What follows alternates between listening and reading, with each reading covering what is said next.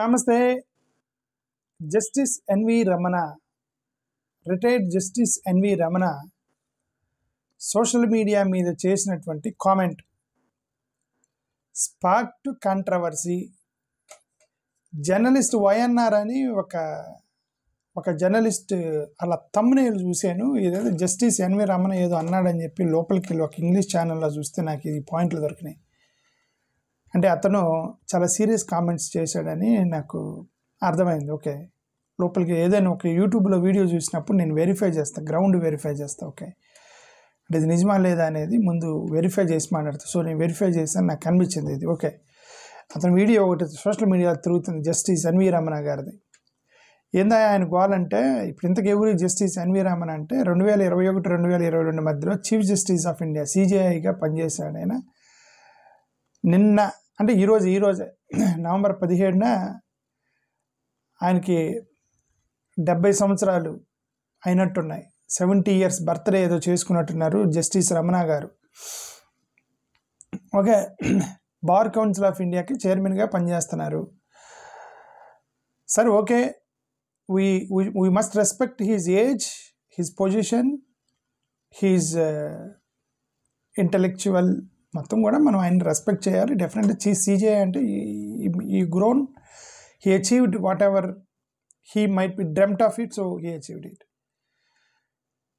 But కాకపోతే ఏంటంటే ఒకసారి ఆ పోస్ట్ దిగిన తర్వాత వీళ్ళు నార్మల్ మ్యాన్లుగా బిహేవ్ చేస్తారు. ఇప్పుడు కొంతమంది ఏంటంటే ప్రెసిడెంట్ ఆఫ్ ఇండియా ఉన్నప్పుడు ప్రెసిడెంట్ ఆఫ్ ఇండియా కానీ ఆలోచిస్తారు, ప్రధానమంత్రి కూడా ప్రధానమంత్రిగా ఆలోచిస్తారు. ఒకసారి ప్రధానమంత్రి పోస్ట్ పోగానే ఒక చిన్న కార్యకర్తలాగా ఆలోచిస్తారు అనమాట వాళ్ళు. President of India normal citizen లాగా ఆలోచిస్తారు. ఇప్పుడు ఈయన జస్టిస్ ఎన్వి రమణ గారు ఈయన సిజేఐగా పనిచేసినప్పుడు ఆయనకి బ్రెయిన్ పనిచేసి ఉండవచ్చు. But once they retired they think like a common man. Okay, అదే this the problem with our intellectuals of India. Okay, సరే, ఇప్పుడు ఇంతగా ఆయన ఏమంటారో చూద్దాం. ఆయన ఏమంటారంటే సోషల్ మీడియా యూసేజ్ని పొలిటికల్ పార్టీలు బాగా యూజ్ చేస్తున్నారు, ప్యారలల్ సిస్టమ్ రన్ చేస్తున్నారు, దానివల్ల డెమోక్రసీ అండ్ జ్యుడిషియల్ ఇంటిగ్రిటీని అండర్మైన్ చేస్తుంది అంటారు. ఏందో నాకైతే అర్థం కాల. ఓకే, పొలిటికల్ పార్టీలు సోషల్ మీడియాని ప్యారలల్గా రన్ చేశారు అని అంటే అర్థం ఏంటి? పొలిటికల్ పార్టీలు ప్యారలల్గా రన్ చేశారు, అది వాళ్ళు ఏమేమి కార్యక్రమాలు చేస్తున్నారో లేదంటే వాళ్ళ అపోనెంట్ ఏం చేస్తున్నారో వాళ్ళు సోషల్ మీడియాలో తిప్పుకుంటున్నారు. దానివల్ల డెమోక్రసీకి ఏంటి నష్టం ఏంటి? డెమోక్రసీకి ఏంటి నష్టం ఏంటి? డెమోక్రసీ అంటే అర్థం ఏంటి? ప్రజలు కోరుకున్నది జరగాలి, అది డెమోక్రసీకి, అది డెమోక్రసీ అంటారు. ఫేక్ న్యూస్ స్ప్రెడ్ చేశారు అని అంటే ఫేక్ న్యూస్ అయితే అరెస్ట్ చేయాలి, ఫేక్ న్యూస్ అయితే మీరు క్వశ్చన్ చేయాలి, నోటీస్ ఇవ్వాలి, ఎందుకు ఫేక్ న్యూస్ చేశారని చెప్పి అలా అందరికీ ఇవ్వాలి. ఓకే, అటువైపు ఉన్నారు, ఇటువైపు ఉన్నారు. తెలుగుదేశం వాళ్ళు ఓకే, ఎక్కడో ఇప్పుడు వాళ్ళ గవర్నమెంట్ కాబట్టి ఎక్కడో ఒక చిన్న ఇష్యూ జరిగితే ఎవరో లైన్లో నిలబడితే యూరియా కొరత వల్ల నిలబడ్డారని వైసీపీ వాళ్ళు ట్రోలింగ్ చేశారు. అది ఫేక్ న్యూస్ని కనిపించింది, మీరు వెళ్ళి కేసు పెట్టారు. ఓకే, బట్ ఆ టీవీ ఛానల్లో కూర్చొని భారతి గారు జగన్ గారు వాళ్ళ ఇంట్లో ఏం చేస్తున్నారో కూడా వాళ్ళు మాట్లాడుతున్నారు. జగన్ గారు భారతి గారు ఇంట్లో ఏం చేస్తున్నారు, వాళ్ళు ఏం మాట్లాడుతున్నారు, ఈరోజు గోంగూర పచ్చడి తిన్నారా, పప్పు తిన్నారా కూడా మాట్లాడుతున్నారు టీవీ ఛానల్లో కూర్చొని. సో వాళ్ళు చేస్తున్నారు, ఇల్లు చేస్తున్నారు. ఓకే, సో మరి ఇప్పుడు ఆయన ఎవరిని టార్గెట్ చేశాడో మనకే తెలియదు. దానివల్ల డెమోక్రసీకి ఏం నష్టం? టీవీ ఛానల్లో కూర్చొని భారతి గారు జగన్ గారు పప్పు తిన్నారా లేదా చికెన్ తిన్నారా అని చెప్పి వాళ్ళెవరు పని వాట లేకుండా కూర్చొని మాట్లాడుకున్నారనుకోండి టీవీ ఛానల్లో కూర్చొని ఎనలిస్టుల పేర్లతోటి. వాళ్ళు ఎనలిస్టులు కాదు, యాక్చువల్గా ఎనలిస్టులు అని కొద్దిగా సెన్స్ ఉండాలి, కొన్ని టాపిక్స్ చాలా సెన్సిబుల్గా మాట్లాడాలి. ఓకే, కంటెంట్ ఉంటే మాట్లాడాలి, లేకపోతే డిబేట్ ఎత్తిపడేయాలి. ఊరికే కూర్చొని వాళ్ళట్ట వీళ్ళెట్ట ఇదెట్ట అదట్ట అని చెప్పేటువంటి ఈ సోషల్ మీడియా టీవీ ఛానల్లో వాళ్ళు డిబేట్లు పెడుతున్నారు. ఓకే, సార్ నేను మళ్ళీ డిబేట్ అవుతాను, నేను ఎక్కడో దేని గురించి మాట్లాడదాం ఎటు పోతూ ఉంటాను, నేను నా మైండ్ నాకు గాడి చెప్తూ ఉండేది ఒక్కోసారి. Okay, running a parallel system అన్నట్టు దానివల్ల డెమోక్రసీకి ఏం నష్టం నాకైతే అర్థం కాదు. ఓకే, జ్యుడిషియల్ ఇంటిగ్రిటీ ఏమంటే జ్యుడిషియల్ ఇంటిగ్రిటీ అనేది సోషల్ మీడియా బట్టి రాదు, జ్యుడిషియల్ ఇంటిగ్రిటీ అనేది న్యూస్ పేపర్లను బట్టి రాదు, రాజ్యాంగాన్ని బట్టి రావాలి. సో జ్యుడిషియల్ ఇంటిగ్రిటీ అనేది ఈ యొక్క జడ్జిలు, లాయర్లు, అధికారులు, రాజకీయ నాయకులు, మనకి డాక్టర్ బిఆర్ అంబేద్కర్ గారు ఒక పుస్తకం ఇచ్చారు. ఆ పుస్తకాన్ని దగ్గర పెట్టుకొని దాన్ని రాజ్యాంగం అంటారు.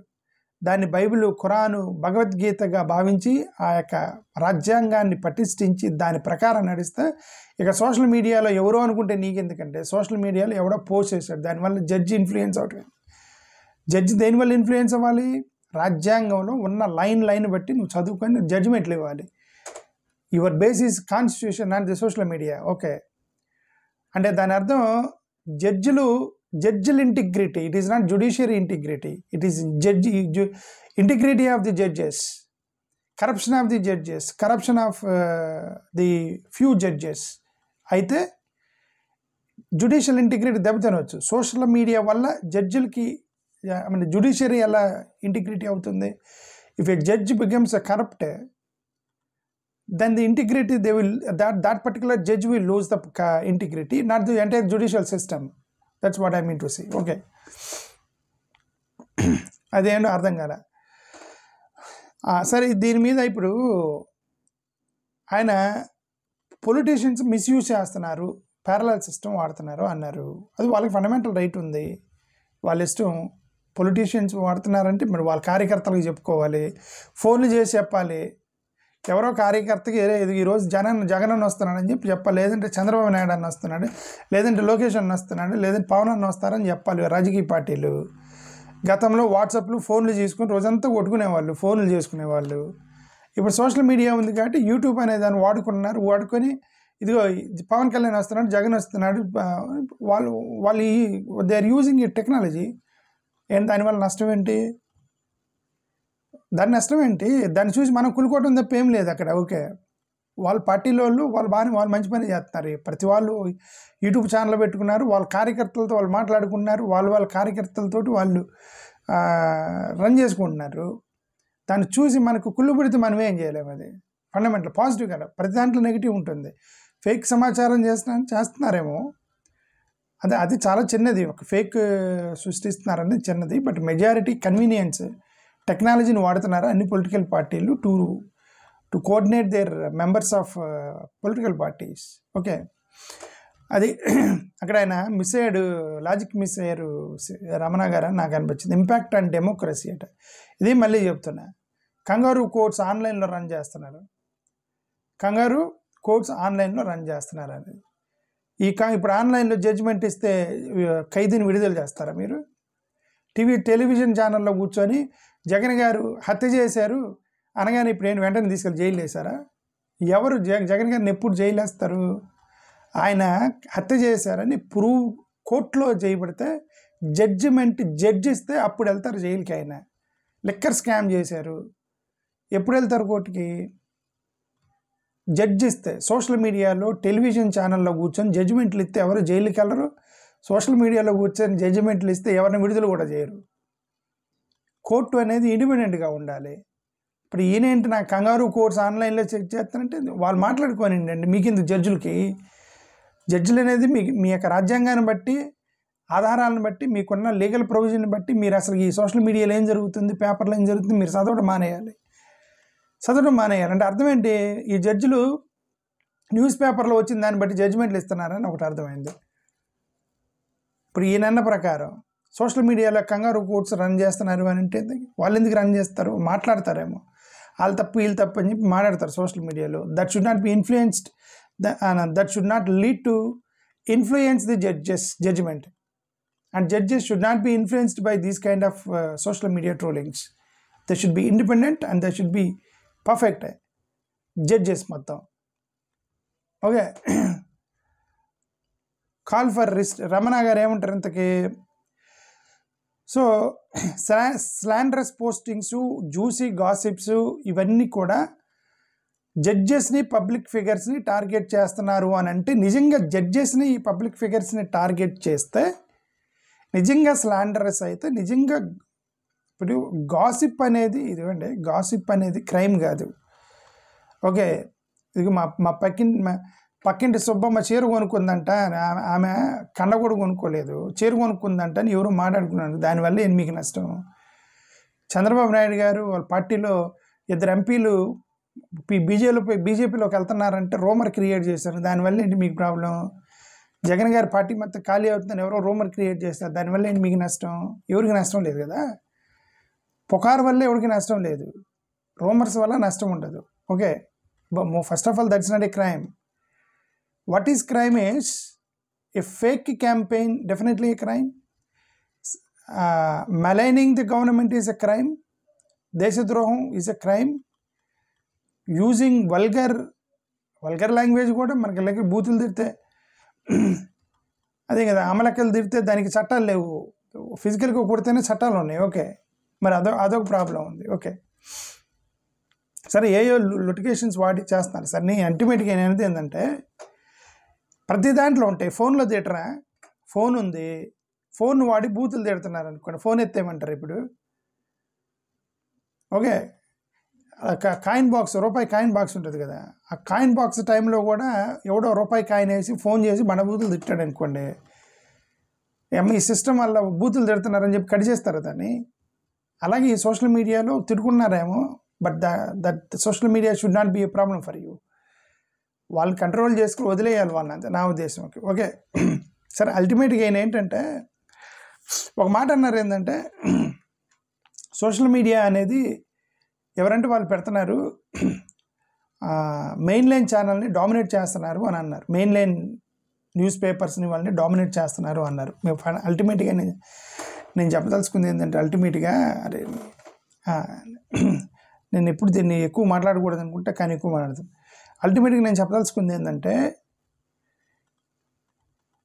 గతంలో మాకు అవకాశాలు లేవు, మీడియాలోకి రావడానికి అవకాశాలు లేవు. ఈ యూట్యూబ్ కనిపెట్టినటువంటి ఆ ఇంజనీర్ నాకు కనబడితే అతనికి నేను దండం పెడతా. ఎందుకంటే అతను కనిపెట్టిన యూట్యూబ్ వల్ల ఈరోజు నేను 10,000 మందికి నేనేమనుకుంటున్నానో చెప్పగలుగుతున్నా. Being a Dalit from normal society నుంచి, ఒక దళితుడు అయ్యండి ఒక నార్మల్ సొసైటీ నుంచి ఒక పేదరికంలో ఉన్నటువంటి నాలాంటి వాడు 10,000 మందికి నా యొక్క అభిప్రాయం చెప్పగలుగుతున్నాను అని అంటే ఆ యూట్యూబ్ వాటికి దండం పెట్టాలి. యూట్యూబ్ అతనికి నేను నిజంగా దండం పెట్టాలి. ఓకే, ఆ యూట్యూబ్ అనేది ఒక టెక్నాలజీని డెవలప్ చేసి ప్రపంచం మీదకి వదిలినప్పుడు మాలాంటి వాళ్ళకి అవకాశం అది. మెయిన్ లైన్ మీడియా లేదంటే మెయిన్ లైన్ మీద ఏది రాస్తే అదే నిజం, ఏం చెబితే అదే నిజం, వాళ్ళు ఏటు పొమ్మంటే అటే నిజం. ముంబై వెళ్ళాలంటే మీరు కలకత్తా వెళ్ళి అంటే ఢిల్లీ వెళ్ళి ముంబై వెళ్ళని నువ్వు పేపర్లో రాస్తే వీళ్ళందరూ కార్లు వేసుకొని కలకత్తా వెళ్ళి ఢిల్లీ వెళ్ళి ముంబై వెళ్తారు, మీరు పేపర్లో రాశారు కానీ మీరేం చెప్తే అదే నిజం. మాలాంటి యూట్యూబర్లు వీళ్ళందరూ వచ్చిన తర్వాత ముంబై అంటే నువ్వు కలకత్తా అవసరం లేదండి, హైదరాబాద్ నుంచి డైరెక్ట్గా ఇటు వెళ్ళిపోవచ్చు అని చెప్పి లైవ్ పెట్టి చూపిస్తున్నారు. ఓకే, లైవ్ పెట్టి చూపిస్తున్నారు అంటే అర్థం న్యూస్ పేపర్ని డామినేట్ చేయలే, న్యూస్ పేపర్లు చెప్పేటువంటి అబద్ధాలని నిజాలుగా చేస్తాను యూట్యూబ్ ఛానల్స్. గతంలో కంట్రోల్ ఉండేది, మీరు ఏం అబద్ధం ఆడితే దాని మీద కంట్రోల్ ఉండేది, మీరు ఏమి రాస్తే అదే నిజాలు అయ్యేవి. మీరు ఒక పార్టీని తొక్కాలంటే తొక్కేవాళ్ళు, పార్టీని పెంచాలంటే పెంచేవాళ్ళు న్యూస్ పేపర్ల ద్వారా. ఇప్పుడు కుదరదు, అది సోషల్ మీడియా వచ్చింది. సోషల్ మీడియాలో it is impossible to do that because there is something called everything is recorded and posted in the social media and this is the revolution. This is not only in India, this is world revolution, global revolution. దాని గురించి ఏడ్చేది ఏంటి? ప్రపంచవ్యాప్తంగా జరుగుతుంది. ప్రపంచవ్యాప్తంగా even అమెరికాలో కూడా ట్రంప్కి ఒక social media ఉంది, ఆయనకు ఒక యూట్యూబ్ ఛానల్ ఉంది, ఆయనకు ఒక ట్విట్టర్ పోస్ట్ ఛానల్ ఉంది ట్రంప్కి. ఓకే, గ్లోబల్ అడ్వాన్స్మెంట్ని బట్టి ఇక్కడ మనం దొక్కేయడం కరెక్ట్ కాదు. అదే సంగతి. ప్లస్ అండ్ మైనసెస్ ఉంటాయి, ప్రతిదాన్ని మిస్యూజ్ చేసేవాళ్ళు, ప్రతిదాన్ని మంచి చేసేవాళ్ళు ఉంటారు. అడ్వాన్స్మెంట్ని we have to accept and welcome the advancement, control misuse. That's it what we can say. Thank you, నమస్కారం.